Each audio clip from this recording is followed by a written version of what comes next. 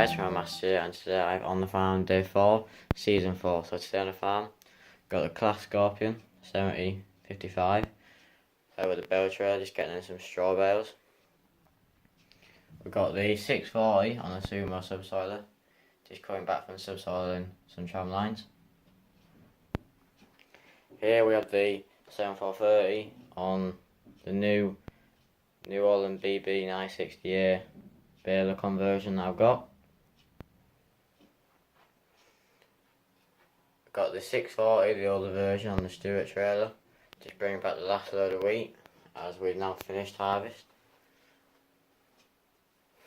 Got the 650 on the demo class tedder that we've got, just reversing that back into the workshop, ready to put it away until we're doing a bit of hay.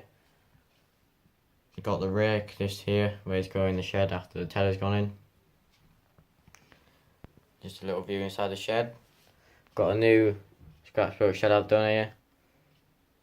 So at the moment it's just got calves in this side, but in winter it'll be a fully cattle shed with barriers all the way around.